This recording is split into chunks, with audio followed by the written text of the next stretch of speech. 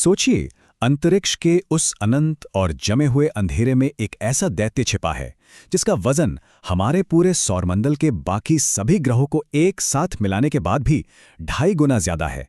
लेकिन सच कहूं, इसका ये भीमकाय आकार सबसे डरावनी या चौंकाने वाली बात बिल्कुल नहीं है। असली पहेली तो कुछ और ही है।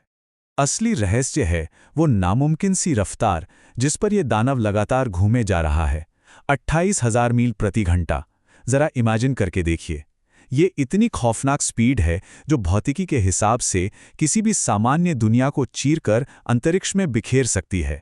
और ये कोई साइंस फिक्शन नहीं है, बल्कि ये बिल्कुल हमारे ही कॉस्मिक पड़ोस में हो रहा है। इस स्पीड के पागलपन को समझने के लिए इसे ऐसे देखते हैं। हमारी पृथ्वी अंतरिक्ष में बड़ी शांति से आराम से 1037 मील प्रति घंटे की रफ्तार से घूमती है, लेकिन ये गैस का दानव, ये हमारी पृथ्वी से 27 गुना ज्यादा तेज भाग रहा है। एक ऐसा अंतर जो दिमाग को पूरी तरह से झकझोर कर रख देता है। तो यहां सबसे बड़ा, सबसे पेचीदा सवाल सामने आता है। एक ऐसी दुनिया जिसकी कोई ठोस जमीन ही नहीं है, जो पूरी तरह से सिर्फ गैस और तरल पदार्थों से बनी है, वो 28,000 मील प्रति घंटे की इस रफ्तार पर खुद को बिखरने से कैसे बचा रही है? अंतरिक्ष के उस भयानक शून्य में ये सब एक साथ टिका कैसे है? सच बताऊं तो ये बमुश्किल ही एक साथ टिका हुआ है। अपनी ही इस जानलेवा स्पीड के भयंकर दबाव में आकर ये ग्रह बीच से पिचक गया है, बिल्कुल किसी दबी हुई रबर की गेंद की तरह। इस खिंचाव ने इसके बीचों बीच यानी इक्वेटर पर 9,000 किलोमीटर का एक विशाल उभार पैदा कर दिया है। इसे दूर से देखने पर ही लगता है जैसे ये बस अपनी ही स्पीड के बोझ तले फट जाएगा। और इसके अंदर जो चल रहा है ना, वो तो और भी ज्यादा अजीब है। इसे डिफरेंशियल रोटेशन कहते हैं, क्योंकि ये ग्रह अंदर से ठोस नहीं है, इसलिए इसका हर एक हिस्सा अलग अलग स्पीड से दौड़ रहा है। इसका बीच का हिस्सा इसके ध्रुवों से पूरे 6 मिनट ज्यादा तेज भागता है। नतीजा, हवाएं आपस में उल्टी दिशाओं में इतनी भयंकर तरीके से टकराती हैं कि तबाही मच जाती है। इस लगातार होने वाली टक्कर का अंजाम होती है एक कभी न खत्म होने वाली तबाही, जैसे कि ग्रेट रेड स्पॉट। ये एक ऐसा दानवी तूफान है जो कम से कम साल 1665 से लगातार भड़क रहा है। इसके किनारों पर हवाएं 430 किलोमीटर प्रति घंटे की रफ्तार से चीखती हैं, और ये तूफान इतना विशाल है कि इसमें हमारी पूरी की पूरी पृथ्वी आसानी से समा सकती है। लेकिन इस भयंकर ग्रेविटी का असर सिर्फ इसकी सतह पर नहीं दिखता। इस रफ्तार ने एक ऐसा जाल बिछा रखा है जिसमें 100 से भी ज्यादा चंद्रमा फंसे हुए हैं। गैनेमेड को ही ले लीजिए, ये एक ऐसा चांद है जो बुध ग्रह से भी ज्यादा बड़ा है।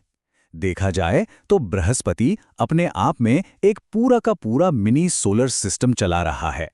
और अगर हमें लगता है कि सिर्फ शनि ग्रह के पास ही शानदार छल्ले हैं, तो इस नए रहस्य पर गौर करना बहुत जरूरी है। 1979 में वैज्ञानिकों को इस दानव के चारों तरफ भूतिया छल्लों का एक सिस्टम मिला, बिल्कुल काले रहस्यमयी छल्ले। ये असल में इसके छोटे चंद्रमाओं पर उल्कापिंडों के टकराने से उड़ी धूल और मलबे से बने हैं। एक खामोश, डरावनी चादर जिसने इस उबलते हुए ग्रह को घेर रखा है।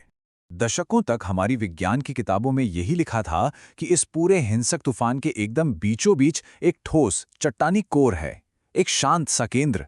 लेकिन फिर साल 2016 में नासा का जूनो स्पेसक्राफ्ट इस ग्रह की कक्षा में पहुंचा, और उसने जो डेटा वापस भेजा ना, उसने सारी पुरानी थ्योरीज को एक झटके में बदल कर रख दिया। डेटा से जो खुलासा हुआ वो सच में रोंगटे खड़े करने वाला था। वहां नीचे कोई ठोस जमीन है ही नहीं, कोई साफ बाउंड्री नहीं है। उसकी जगह ग्रह के ठीक बीचों बीच एक बहुत ही विशाल और धुंधला सा कोर है।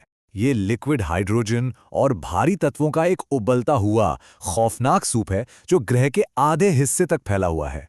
और इस धुंधले घूमते हुए कोर का एक बहुत ही खतरनाक साइड इफेक्ट सामने आता है, एक मैग्नेटिक फील्ड जो हमारी पृथ्वी से 20,000 गुना ज्यादा ताकतवर है। ये एक ऐसा अदृश्य बल क्षेत्र है जो अंतरिक्ष में लाखों किलोमीटर दूर तक फैला है और जो जानलेवा रेडिएशन से पूरी तरह भरा हुआ है। तो अब जरा इस असंभव से ग्रह की तुलना हमारे सौरमंडल के बाकी ग्रहों से करते हैं।